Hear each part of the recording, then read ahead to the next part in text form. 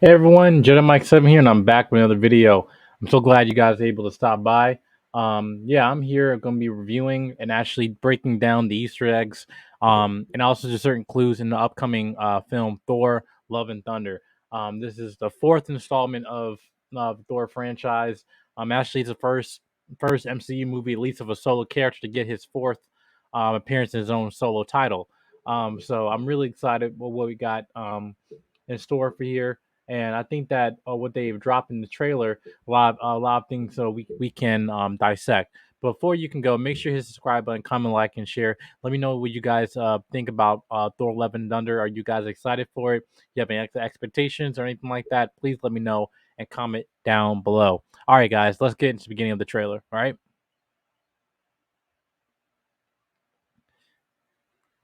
Now, right here, we have one of the characters, Korg, who this is also played by the film's director, Taika Waititi, and excuse me, um, and this is he talking to a race of people that in later in the trailer that you find out that Thor and the Guardians of the Galaxy are saving. Now, to me, what it looks like from here, you can tell that um that these are race of blue people. I think that this is actually probably the same race as Yondu. Like when you go further into the trailer. But yeah, at least he's telling the story about Thor. Now, right up here, where you can see with Thor, you can see he has a new outfit. If you can see closely in the boots, this is his traditional costume he has in the in early iterations of the character. Now he's wearing a this jacket it probably got from Star Lord, and also the T-shirt he has up here, which represent the nine realms. But yeah, he got this like punk rock star feel to him. But yeah, one thing you can see very noticeable is the boots that he has is very traditional to the original look of Thor, right?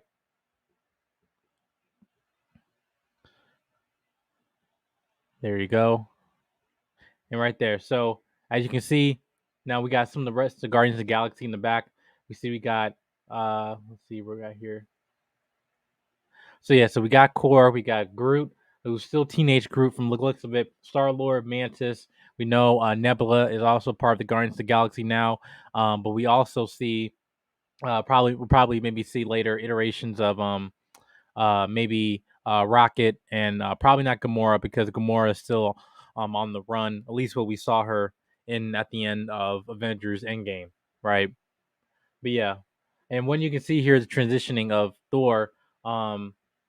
Into his new costume, but like you see that he's training from being the fat Thor to now being um, original Thor. And as you can see in this hat, originally it says um, the mightiest Avenger. And if you look at his hat right here, and then he just kind of scratched it out here, and he says Thor. The strongest Avenger, which is an inside joke they had from Thor Ragnarok. But I like that we're gonna get like a superhero montage or training montage here. I can see he's pulling the Milano, which I think that's pretty cool what they did right here. Um and yeah, and then now see here, now here you see Thor. There's a bunch of creatures that are around here. I think there's also creatures that are been summoned by Gore the God Butcher, which we'll go into details later. Um, but one thing I think what they did here that you can take a close up of Mjolnir. Now, if you see here, Mjolnir obviously had been destroyed in Thor Ragnarok. You can tell that at least that there've been the pieces have been brought back together, and now but it's broken or been reforged. Now, how has it been reforged? We don't know. I think we'll find out later when we get closer to the film. But even then, the fact that this Mjolnir has been broken, you'll see that it also give a new abilities with the hammer in fight scenes and the choreography that we'll go into later, right? And as Korg is talking about, as he's talking about the story about Thor, him being mighty and everything like that, you can see now he summoned Mjolnir back, but wait, goes back, and who has the hammer is actually Jane Foster, who is Mighty Thor. Now, for those of you guys who know who Jane Foster is, yes, his love interest he had in the first two movies. due to contract issues and also because Natalie Portman really didn't want to come back to the character. That's why you really didn't see her in Thor Ragnarok. But one thing is actually interesting is that the character Mighty Thor, which is Jane Foster, who is worthy to wield the hammer, is actually a beautiful storyline that was created about 5-6 years ago. And basically the storyline where Jane becomes worthy of wielding Mjolnir, but the caveat is that she actually has terminal cancer, right? And the thing about it is that many times that she used her to transform into Thor, the more her cancer increases. So it's just like, and it's a beautiful story. I know that this film is based off of. Now the question is this: I don't believe that as we're gonna go into maybe later in early discussions that they're going to try to replace Chris Hemsworth Thor with Jane Foster Thor. I don't think they're going to be doing that. I think what they're going to be doing is that they're going to probably bring her in as another additional character, just like what they might do with potentially if they want to bring in Miles Morales Spider-Man. I don't think they're going to kill off Peter Parker. I think they're going to have an additional character and storylines with both these characters holding this mantle or this title. But I can say that Natalie Portman does suit the role. Now, right here, now this scene right here, you can see look a little bit too CGI right here because you can see his face right here of his new mask, which we haven't really seen him with his helmet since really since the first Thor movie. Yes, we got like a gladiator helmet and Thor Ragnarok, but this is more of his traditional costume. But me personally, I don't really like the look of this design. It looks really bulky, and I wouldn't be surprised if it's actually CGI. And how this is actually rendered, especially with visual effects. But one thing is for sure that you can see that this is in the same scene, and you can see these creatures around. Now they're fighting probably maybe in New Asgard, but I can see that they're probably these creatures are summoned by Gore the God Butcher, which we'll get into later. See them meeting right now, or reuniting. And you guys remember, this has actually been a long time. We have not seen Natalie Portman or Chris Hemsworth since when the Thor: The Dark World came out. So that was really after the Avengers, the first Avengers. So that was around 2013, and now we're in we're 2022. It's almost 9 years. Almost 9 years, yeah. You see Marvel Studios logo. Now, here. Wait, hold on here. Right here, see here she probably is flying up. It probably looks like Jane Foster, like she's flying in a Pegasus. But now I don't know what realm she's flying into, but I think we'll get into later what there might be, what scene that she might be in an environment that she might be in. Now, also we'll say this. Now we also see Korg and Thor. They're talking about the old ex-girlfriend and everything. But this also you get a good close up of his new suit, right? Now, personally, I'm okay with the suit. It looks, like I said, I know this Disney, they want to try to sell toys, but yeah, I don't know if we're trying to get into the more Odin, the Thor Odin son of him, the King of Asgard look, where he's like, he almost looks like Odin, with the amount of armor that he has. But yeah, to me, not my favorite look of him. To me, I think my favorite look of him was really in Endgame. Oh no, not Endgame, Infinity War, with Stormbreaker and like the more darker iteration of his costume. But yeah, that's my personal preference. Now, you see here, she's coming in here. Now we're gonna get into later in the background the scene that you see here, because one thing that the more premise of this film is talking about gods, right? And these top tier gods and what they have to experience, right? In an overall Marvel universe. Like now you have the regular humans, then you got the Norse gods, and then you got the Olympian gods, which we're gonna get into in a second. We see Zeus, and then you have more of the galactic beings, like Galactus or the Eternals or the Celestials, or more godlike beings that we might be seeing in the Marvel universe that we had a little bit of a glimpse over when they were talking about this in future films. But we'll get into here. Now, I think Natalie Portman is definitely wearing a wig here. I don't know, just and just like, yeah, she's probably wearing a wig here, but looks all right. But yeah, but she was talking about how long it's been with Thor. Has it been like 5 years? Um, she said it's been like 8 years, whatever. So this also tells you that she was also, for her, it might have been 3 years, but to Thor, it's been about 8 years. That's why, because she actually was blipped during Infinity War with Endgame. If you see, there's back in the Easter eggs of Endgame that she was actually one of the people who got dusted from Thanos, but then she came back 5 years later. So yeah.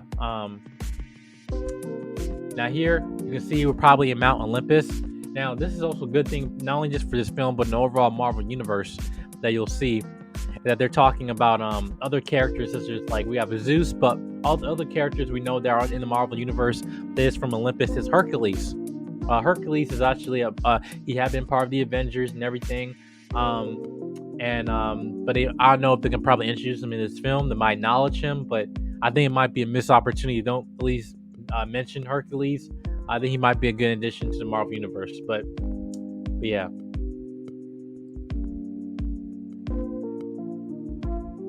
Now here we get the introduction of Gore the God Butcher. Now here, boom. Now here we see Christian Bale wielding the sword from Null, who is also the symbiote god in the comics. Now, symbiote sounds familiar to some of you, right? Yes, that's because the symbiote is actually related to Venom. Now, if you see iteration of his character in the comics, you know his sword is very kind of symbiotic. It's not like very clean like this, but that's what his sword is from the Null god, who is the god of the symbiotes. Right now, we do know from just because of the events of Spider-Man No Way Home that we do have the Venom symbiote in the Marvel Cinematic Universe. We know it exists. Now, whether we're gonna get into this more galactic type of things where, Null, the god of symbiotes and all that stuff like that, I don't know if they're gonna do that, but I think they're gonna try to keep it simple. But here you see this sword is what he used to kill gods, right? So the thing with Gore the God Butcher, he feels like a resentment towards any gods, right? Feel that they see other people as lesser beings. They see him as selfish. So therefore, he feels like he is solely devoted to wiping them out, right? And the thing about this history with this sword, because actually, if you go to the events of Guardians of the Galaxy, in the film, you see there's a character or a being called Nowhere, which they go to find when the space zone as big as the head of a dead celestial being in space. Well, in the comics, actually, it was Gore the God Butcher who actually decapitated a celestial with that very sword. So with this very sword, that's what he decapitated with. Now, they want to keep it continuity with the MCU. We could probably see it, but we'll see what type of powers you might do with this. But here you see a close up of Gore, right here. Now, right here. Let me see right here.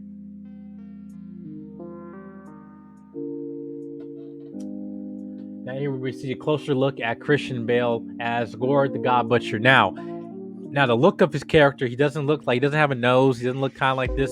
But I'm actually okay that they give him more of a look for Christian Bale in this.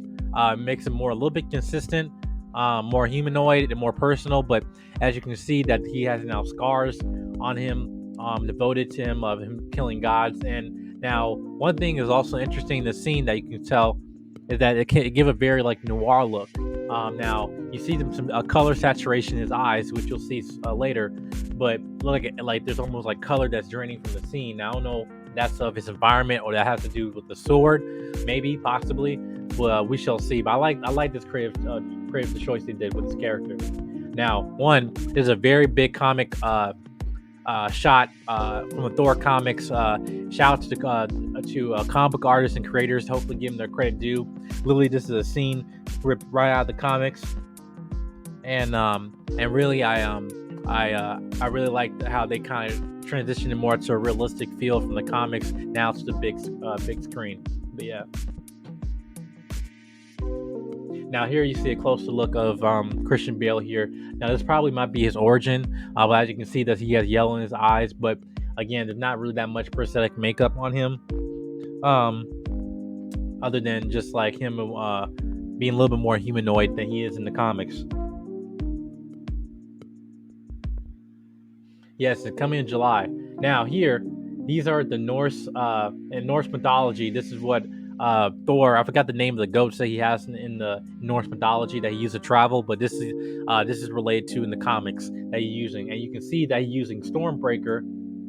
That he's using Stormbreaker here as a portal because Stormbreaker does has powers of Bifrost for him to travel through the universe. Now, right here. Now we know there's probably a big fight scene on Olympus, but as you can see, right, the scene what I mentioned about Thor's hammer, Mjolnir, that has broken and been reforged. Now apparently there's an ability now that she can actually throw it back and it can spiral pieces of Mjolnir to come back. Right, I think that actually seemed pretty cool. It's like new for the character, and actually it's not in the comics, but I think it might be interesting what they do in terms of fight styles in this. But you have Jane Foster here. Now in her helmet, right here. Yeah, in her helmet here. Ripped right out of the comics though. But they're talking about their first bad guy and everything. But and also what Thor was responding was like everyone remembers their first because to each other, they were each other's first love. So I actually like what they did here, in which we don't know if they're in a romantic relationship here, and we don't know because in the comics when Thor became Mighty Thor, or Jane Foster, they weren't really in a relationship, but here it kind of gave off that vibe as you see in the later scene right here. Now you see here again, very very like terrifying look for Christian Bale, but again, love him as an actor and what he does. He does a very good body transformation and embodying the roles that he take in his characters that he take in his films. And but yeah, I like what they're doing here. But again, give him this very very noir look of Gore the God Butcher, but again also the power of that he can do when he's literally destroying a planet or a moon or something like that, right? There's probably Olympus as Zeus. But here you see, now again, you see here is close-up look of Thor. Now again, a very like the color saturation of this scene, like you see Thor with the lightning, but then still his environment looks like he's in space, but the color is still desaturated, giving like this noir look. But I dig it though, I dig it. Now they're giving this fight scene with Valkyrie with Gore the God Butcher, right? Now looks here, as you see here, she's fighting.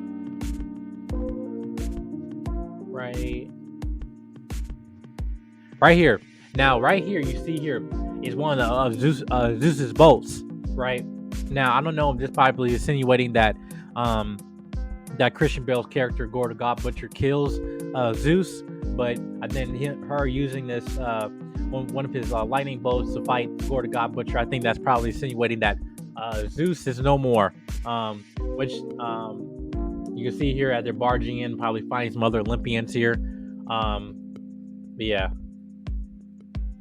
Now you see Guardians of the Galaxy, see Nebula here on this planet with Drax Destroyer. Now you also see here that Gore the God Butcher, again he's like talking to he's saying that you're not like the other gods that I've killed. You have something worth fighting for, right? And right here, this is a beautiful scene, right? Shot right here of them just holding hands slightly, whatever, with their pinkies. But I think that again, it might be insinuating they might be in a relationship. I don't know if I'm like we already had a break from Thor, his relationship with Jane Foster, but we'll see. We'll see how this goes.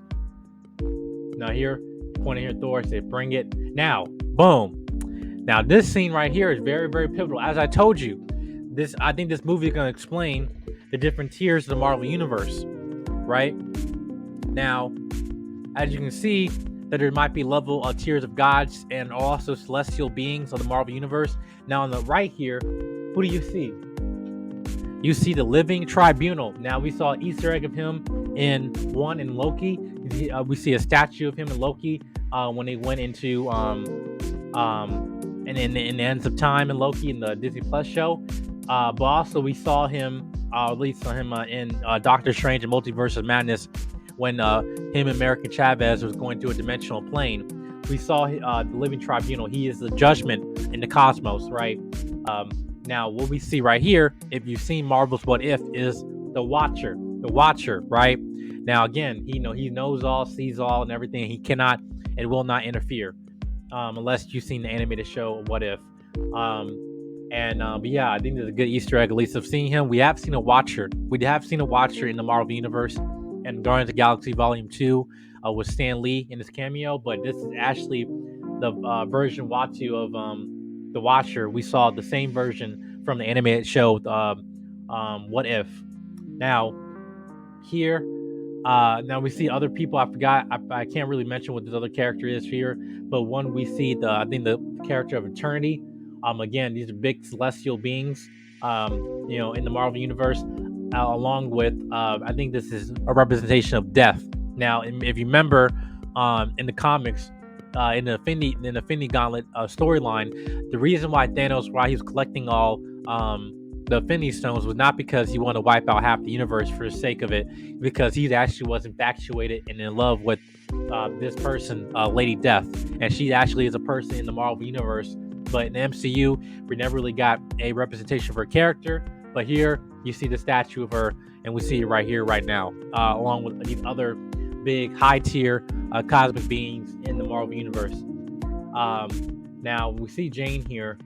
Here, she's wielding Mjolnir. Now, I don't know if this is where her powers are being granted, but here, this is just a beautiful shot of her character in her full glory. But yeah, I really like what they did here. I'll give at least a nod. If they won't mention it, a nod to all these other characters. Now, this is Thor Love and Thunder coming in July. Now, here we see Mount Olympus. And here, what we see Russell Crowe is playing the gods of gods, Zeus, in Olympus. So, yeah, now I think he's dying in this movie, but here I think also he's Jor-El in the DC universe, Superman's father. But yeah, I think they cast him in a very good role here. But hopefully, we'll see what happens with his character in the film. Now, I can't really zoom up in this scene right here, nor do I really want to. But as you can see here in the back, he flicked him off his clothes. But you can see here in the back that Thor actually has tattoos on the back on his back, and you can see is Loki's helmet along with other tattoos, which I think we'll get a closer look when the movie comes out. But I think it's funny how they, it shows him at least inking his back or just remembering all these characters. We might see maybe other Easter eggs, maybe Iron Man, maybe Black Widow, maybe of like the people he lost in his life, because you have to remember Thor did experience a bunch of trauma, but hopefully we'll see what happens with his character. But this is a very good comedic scene here. And also you can see that Chris Hemsworth is in tremendous shape from where he was in Avengers Endgame. But yeah, get on that. It's summer bod, guys. Get on that. And yeah, you can see Valkyrie here saying, I'm not going to interview. And here we go through a shot of Thor, I guess, going back to the planet we started originally in the beginning of the trailer. But yeah, guys, that is conclude this trailer breakdown. Hope this was very informative for you. Hopefully, if you find any other Easter eggs that I might have missed, please let me know in the comments down below. Make sure you guys hit the subscribe button, comment, like, and share. Let me know what you guys thought of this trailer. Are you excited for Thor Love and Thunder?